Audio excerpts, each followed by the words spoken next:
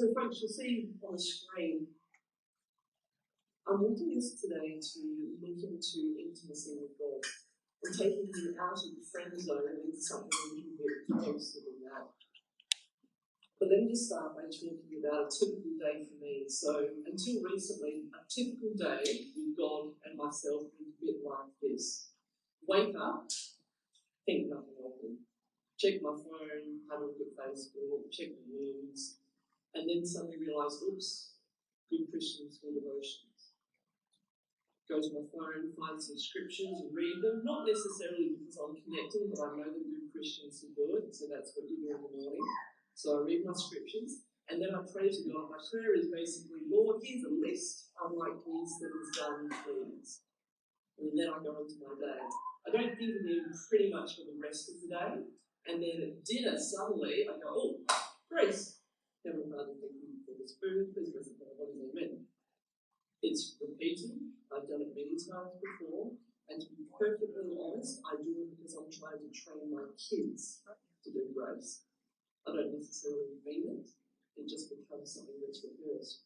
I continue on to the rest of my evening thinking very little of God, filling my evenings with TV or whatever other activities. At night I go to bed, and once again I'm like, oops, that's right, God.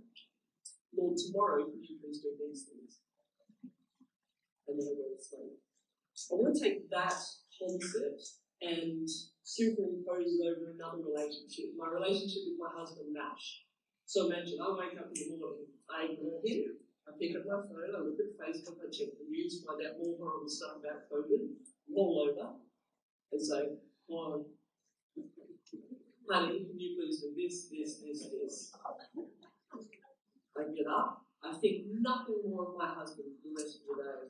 At dinner, I sit down and I say, thank you for sitting with us. And then continue the meal. Once again at night, I don't even really acknowledge that we're in the same bed together. And then just before I go to sleep, I give him another list of things I'd like him to do tomorrow. That is not a relationship. That's a dysfunctional one-way form of communication. Let's use the same idea, but instead take it into dating for people that aren't necessarily married at the moment. You've got someone that you're dating, they call you up when they need something. You provide what they need, they don't talk to you again. You go on a date with them, they make you pay, and then once you've actually paid for the food and drinks, they leave the table and actually go over and hang out with some friends instead. That's not a dating relationship, that's not intimacy, that's once again dysfunctional. Communication is one way, communication is almost always a list of requests, and it's done because you feel obliged. You're in the friend zone and you're a really shocking friend. I want to propose that 2021 be a year of intimacy rather than just friendship. Now, theologically, I just need to clarify that God is all-powerful and is not a whining spouse. Okay, so he is not in bed feeling dejected and rejected. God is the all-powerful Alpha and Omega, the creator of the stars, the sun, all the amazing things. He can breathe and planets are formed. He does not need us. But he knows that we need him and that we need an intimate and connected relationship with him.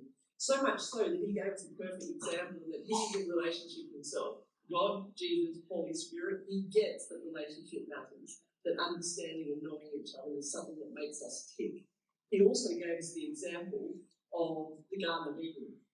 The first relationship with humans was actually so intimate that there was literally nothing between God and these people. There was nothing between them. Then there was sin, and then it all got stuffed up. Intimacy was broken. And you'll see in the Old Testament, I'll show you a couple of verses, the Old Testament shows people longing for God. Now see if you have a look at this and decide whether or not this is just a friendship. As a deer longs for streams of water, So I long for you. Oh my God, my soul thirsts for God, for the living God. When can I go and meet with him? My soul is consumed with longing for your rules at all times. My soul yearns for you in the night. In the morning, my spirit longs for you. Oh God, you are my God. I earnestly search for you. My soul thirsts for you. My whole body longs for you. Arise, cry out in the night from the first watch of the night. Pour out your heart like water in the presence of the Lord. I long, yes, I faint with longing to enter the courts of the Lord. With my whole being, body, and soul, I will shout joyfully to the living God. And then, of course, you've got the whole book of Song of Solomon. God is actually asking something intimate with us, not just pure friendship. So intimacy in the Old Testament was desired and longed for, and then we had the wonderful moment when Jesus walks up, and suddenly intimacy is possible. What they longed for is now actually something that can occur. At all times, though, we need to remember God is with us. So the whole way through this journey, God is there. There was something that interrupted, but God was there with us all the time. He has not wrapped it. He is always there. So, how do we develop intimacy? And that's something that I want to talk about with absolutely no judgment. As you've just heard at the beginning here, I've lived the life of putting God in a box and having no intimacy, having a purely platonic relationship with God. I also understand what it's like to have a really shocking marriage. Now, I've checked with my husband, and it's okay to talk about this, but for the first 10 years of our marriage, we had moments of intimacy, but I would say it's a fair thing to say it was rough.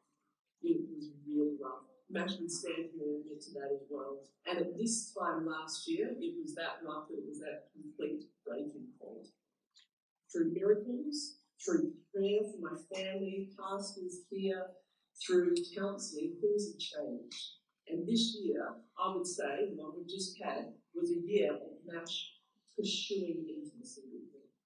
And I'll give you some of the examples of what he did, because I feel they're things that we can do in our relationship with God to improve our relationship with God. So, first example is that Mash started making coffee in the morning. So this sounds like a small thing. Yes, oh my goodness, yes. But what it meant was every morning Mash got out of bed, went to the kitchen, percolated, got out the cups, set things up, tweaked it just so it was the flavour that I like, brought it in, sat beside my table, and then left and let me have it in peace. That is full sacrifice. At the very beginning of the day, he showed love to me, and he showed that he understood me. I'm suggesting that I've got friends that actually have a chair that's in a specific place in their house. They get up for devotions, they go over there, they sit, they take a cuppa, and they spend time with God. It's not the devotions where they roll over in bed and try to keep focused while they look at their phone. They're getting out, they're making a physical movement to sit and have a cuppa with God. Something that I also want to add to that is something that's changed in our relationship, Mash and I, is I have shut my mouth. Exactly, I thought that would get a reaction. That is a miracle in itself. But in shutting my mouth, I've given Mash a chance to speak. I'm leaving space, and he is now filling that with his words and his understandings of things, and it has connected us so well. When I have continued to speak, he has not had a chance to get a word in edgewise. So when seated at this chair, I'm suggesting that maybe we take a journal, we talk to God, and maybe we be quiet. Maybe we sit there and say, God, what do you have to say to me? Now, he might speak through scriptures, and in the journal you write down what you think he's saying, and then you sit and you're quiet, and then you rise again. And when you're quiet, oh, that's fun, let's just skip the whole way to the end. Show it to me a moment, folks. There we go. When you're sitting there being quiet, if you listen, over time you will get to understand his voice. And as you write these things in your journal, to start off with, they might just be the thoughts in your head. But over time, as you're quiet and you listen, you will start to see patterns, and God will start to speak to you. Give him space to be able to do that. That space develops intimacy. Okay, so a second concept. Mash now makes contact with me throughout the day. So initially, I heard nothing from Mash until the end of the day when we had some kind of grunt kind of conversation, or maybe a conversation about the kids. I said to him, I'm not sure you ever think of me. I really don't think I'm part of your life. You do your job, and then sometimes we converse at the end of the night. He said, I'm always thinking of you. I said, but you never tell me that. How do I know? And it used to be a bit of a bone of contention. So he started sending me SMSs. He'd send me a little message, and it'd start off with things like Nakapenda, which is Swahili for I love you. And it's gotten to the point where recently he sent me one. He said, honey, thank you so much for cleaning the pantry. I can now find everything. So it could be the smallest of conversations, but he sends them to me, and he does not have to. We do not have to talk to God. He's still there. But in that communication with me, he's developing intimacy with me, and he is feeling connected to me, and he is thinking about me more. The practical takeaway from this is that maybe we need to just have short arrow prayers throughout the day when we think about this stuff, rather than continuously giving him a list of you must do. Throughout the day, I'm not to do a thing, but Lord, thank you for that parking space. Or, oh my goodness, Lord, I'm so glad that's on sale. Or whatever the different thing is that goes throughout the day, when someone actually comes and says a kind word to you, you say, Lord, thank you, you spoke through that person. As you're sitting down and you're having lunch, oh my goodness, thank you for food. Lord, I am so blessed. You have provided me with food. You have literally made this possible for me, and I've got friends that don't have it back in Canada. So for this, I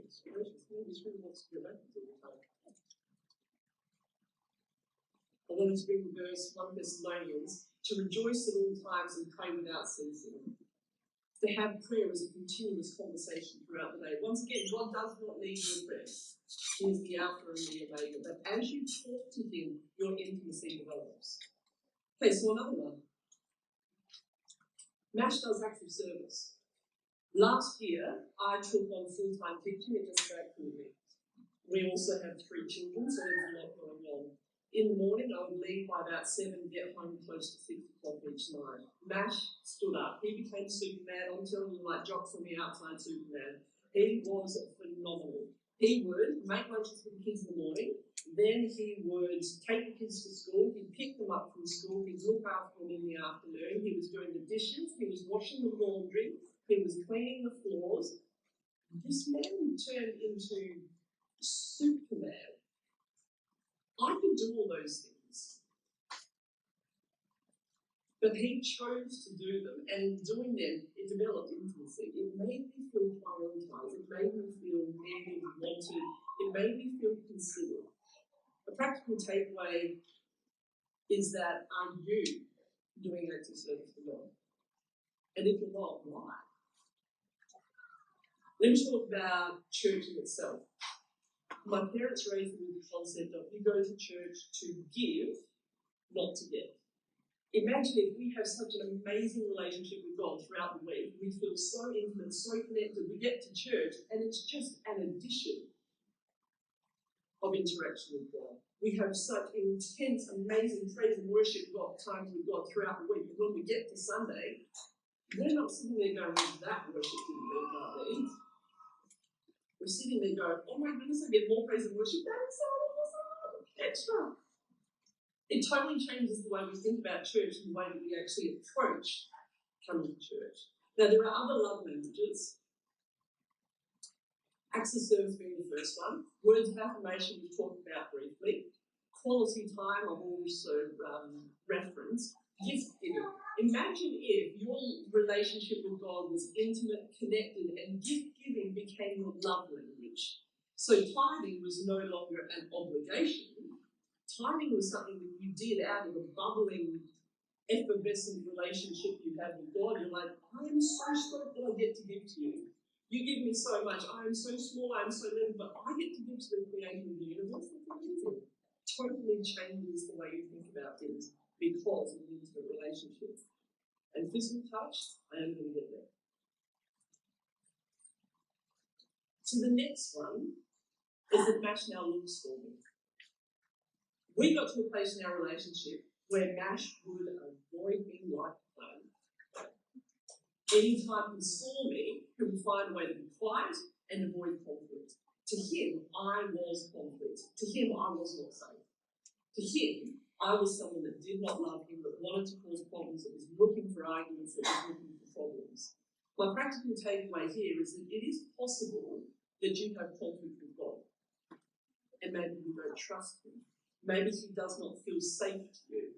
Maybe you think if I go to God, he's going to tell me I need to fix this and this and this and this, and your relationship with him is actually one of fear. Now with Mash and I, we had a third party come into play. And that third party helped us work through things and helped us see, take off the blinkers and realise, actually, we love each other. We're quite fond of each other. The other person wants the best for us, but we needed that third person in the middle there to help us work through that. Now, Mash looks for me. He seeks me. When we go to a party, he actually comes over, stands behind me, gives me a hug. He's actually proud of me at parties and wants to show me off. When we're in the house, if I'm in the kitchen, he comes behind me, he gives me a hug, he's looking for me. If I go to other rooms of the house, I find he comes along to find me. I'm no longer something fearful to him. He's intimately connected with me. He is looking for me. So my question is, are you looking for God throughout the day? Are you seeking him? Is he your safe place? And if he is not, is it possible that you need to bring a third party? Talk to the pastors. Talk to Julian who does our counselling. Ask someone that's wise and gifted to sit with you and help you work through why you are scared of God. Is it guilt or is it conviction? Remembering that guilt is actually something you say, but conviction is something where he's lovingly trying to correct you and give you a different part of the code. Now, the fifth one is the physical. Mash gives me cuddles and gives me other forms of affection. The spark is that, the fireworks are that. In a relationship, if it is entirely based on sparks and fireworks, that's not a healthy relationship. But if there are no sparks and no fireworks, that is also not a healthy relationship. If the last time you felt sparks with God was when you became a Christian, and you felt the love and the awesomeness and just said, oh, yes, God is amazing. If that was the last time you had fireworks, that's actually not healthy. But fireworks can come in all sorts of different forms. An example for me would be when I was in the Middle East. When I was in the Middle East, I was not in a good space. For 6 months, I did a run from God. I did my own little kind of Jonah experience. I had nothing to do with God, and I had a whole lot to do with things that were not of God. And on one occasion, I was driving from Abu Dhabi to a city called Al Ain. Now, Al Ain is about from Musselton to Perth. And I was on my way, and on my way there, I ran out of music. Now, this is back in the day when CDs were actually a thing. I picked up a blank CD, it had no title, and I stuck it in there. It was a Hillsong. And I was like, pulled out, threw it on the side. But as I continued the drive, I had nothing to listen to, and I was like, you know what? It's good music, what's wrong with it? Stuck it in there. And then for the next hour, had the most intense and amazing praise and worship time I've ever had in my life. It was amazing. I'm talking tears, I'm talking fireworks, I'm talking goosebumps, the whole deal. I got to LA and started going around a roundabout. I did a couple of laps. The people there must have thought a bit weird. But as I was doing the maps, I just went, God, that's what I was created for. That's what you're all about. Later on that week, I was back in Abu Dhabi and once again found myself in a roundabout where a lot of my thinking takes place. And I did a little bit of a roundabout. And I said to God, I'm sorry, I'd like to come back. I know I've done a runner, but if you have me back, I want to come back to church. I want to be with you again. Now, I said I expect a spiritual spanking. It's well deserved, but I didn't. I didn't receive a spanking. I felt an enveloping physical hug. I can't describe it well enough. It was warm, it was close, it was all the experience of just feeling hugged and loved by God. Fireworks, excitement. And I'm suggesting that it's a practical takeaway. There are ways that these kind of fireworks can come in your relationship. And some of it comes from asking. Have you asked God, Lord, I would love to see a miracle. Can you do a miracle in my life so I can see that? Lord, I'd like to see this person healed. Lord, would you heal this person? Or, Lord, can you bring into my life people that want to become Christians? Lord, I would love to lead them to you.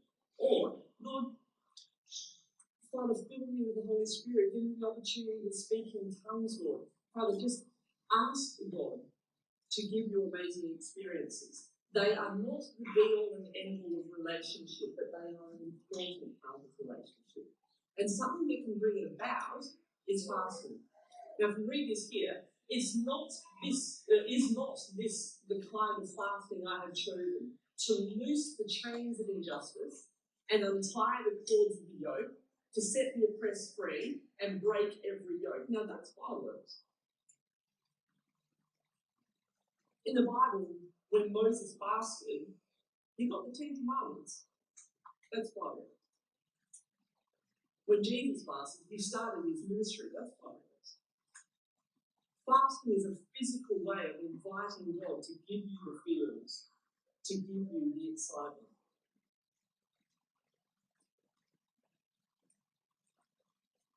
So when it comes down to it, intimacy for Mash and I has come down to prioritising. Him raising me above himself and making me a priority. That is what has led to our intimacy. I believe that for us, with God's practical takeaways, we raise him to a priority, our intimacy increases. Now, I've talked about all the feels and the wonderful part of relationship with God and intimacy. I do just want to bring a little bit of carrot and stick. These are a couple of verses that talk about how important it is for God and the fact that we must be intimate. Do not worship any other God, for the Lord whose name is jealous is a jealous God.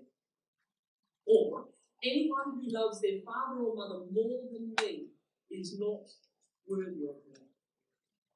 Anyone who loves their son or daughter more than me is not worthy of me. I found that hard.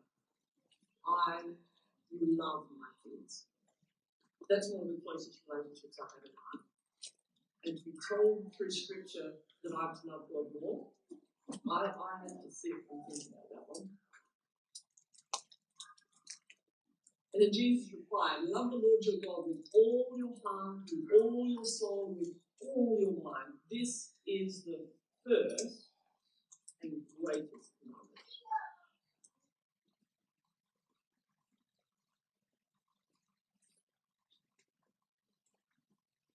So as I've said, God is with us always. All the time. He doesn't leave us. He stays with us. But levels of intimacy can increase if we prioritise God and put him first and start putting into place practical aspects within our life that increase intimacy. But the last thing I'm going to leave you with here is that in intimacy, come near to God and he will come near to you. Once again, I say this back to you at the start of my scene. The creator of the universe wants to come close to us. That's mind-blowing. And as we consider the thoughts that I've brought to us today, it then brings us to the table of communion. At this point here, this can be a touchstone throughout our week, where we continue to develop our intimacy with God. With communion, we have a chance to pause, to consider. As we sit and we consider, we have a chance to let God speak. So in a moment, I'm going to ask you to come and collect the drink and the cracker, and then take a seat back at your chairs. And at that time, we pray and ask for God's blessing over his communion. So if you'd like to stand, and come to the front. We also have at the back and two at the front here.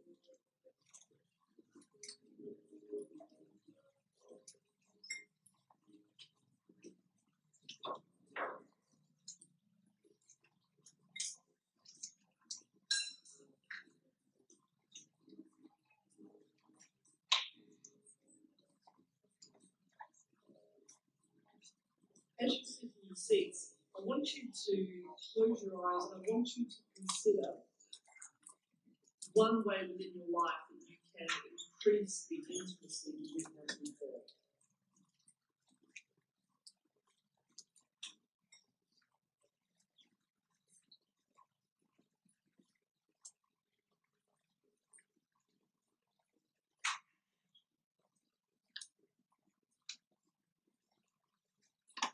Heavenly Father, I thank you that at the time of communion we get a chance to realise how intimately you love us, that you will actually die for us. Father, thank you that your death and resurrection is the reason that we can have the intimacy with the people in the Old Testament so desperately longed for.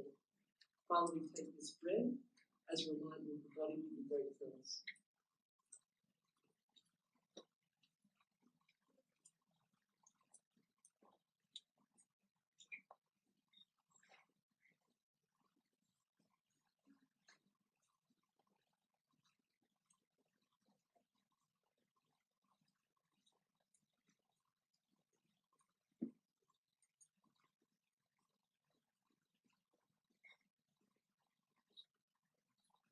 Heavenly Father, we take this cup as a reminder of the blood that you shed on our lives.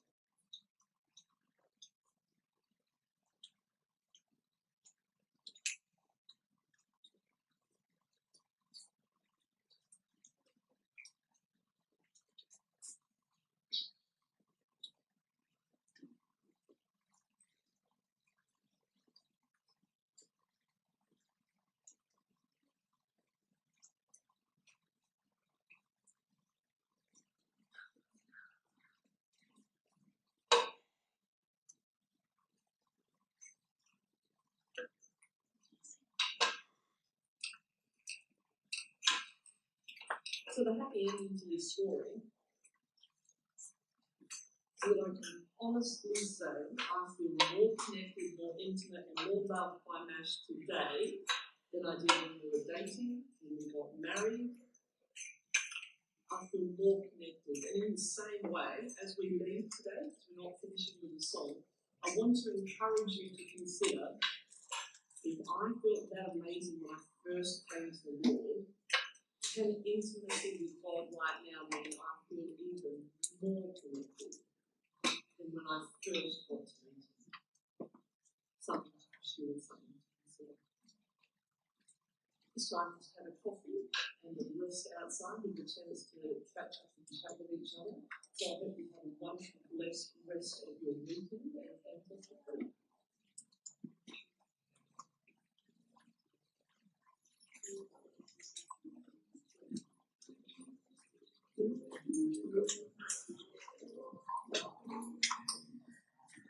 to stop this?